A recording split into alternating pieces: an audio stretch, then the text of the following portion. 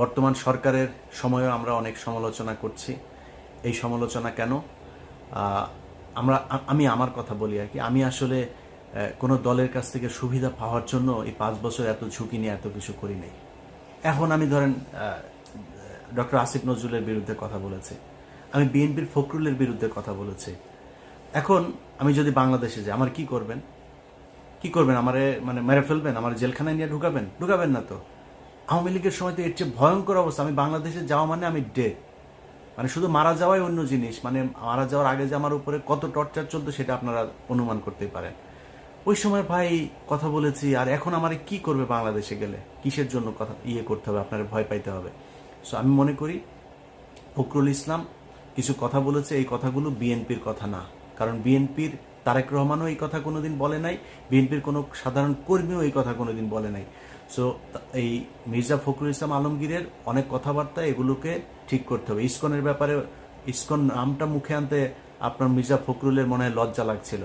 তার খালি মায়া লাগে আওয়ামী লীগের জন্য। বিএনপির কর্মীদের উপরেও সে চড়াও হয়। বিএনপির কর্মীরা একটু স্লোগান দিলে সে স্টেজে খেপে যায়, তার সাথে কেউ একজন দেখা করতে গেলে সে খেপে যায়। সো মির্জা ফখরুল ইসলামের প্রীতি হচ্ছে আওয়ামী লীগের সাথে, বিএনপির সাথে বা বাংলাদেশের জাতীয়তাবাদী শক্তি যা তাদের সাথে না। অতএব তাদের ব্যাপারে আমাদের সমালোচনা থাকবে। এই সমালোচনা কেন?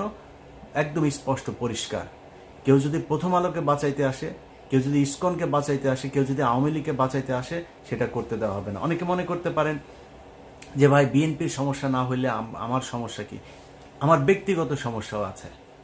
এই বাংলাদেশে যদি নাকি আওয়ামী লীগ আবার ফিরে আসে, তাহলে মির্জা ফখরুল ইসলামের আগে আমার বাড়িতে ভাঙচুর করতে যায়, আমার পরিবারের মানুষের উপরে নির্যাতন হবে, এটা আমার মাথায় আছে। সো আমার সমস্যাটা মির্জা ফখরুলের চাইতেও বড় সমস্যা। মির্জা ফখরুলের মতো এরকম নাম ধরে ধরে বিএনপির বলতে পারি যারা আওয়ামী লীগের কাছ থেকে এই সরকারের 15 বছর টানা টাকা নিয়েছে।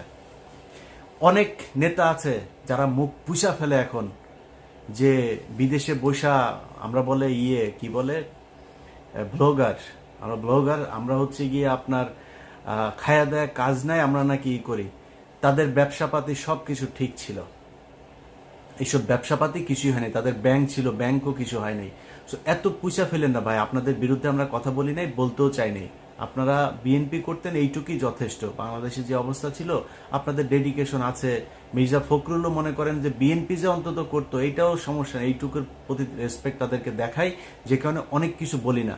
বিএনপি নিয়ে যদি অনুসন্ধান শুরু করি না, তাহলে মুখ দেখাইতে পারবেন না, অনেক সমস্যায় পড়বেন। অতএব আমাদের ব্যাপারে কথাবার্তা বলতে গেলে না, একটু মুখে লাগাম টেনে তারপর কথা বলতে হবে। এই দেশে আপনাদের পাশে কোনো মিডিয়া ছিল না, আমরা ছিলাম। যাদেরকে এখন ব্লগার বলেন না, এই ব্যক্তিরা ছিল আপনাদের পাশে।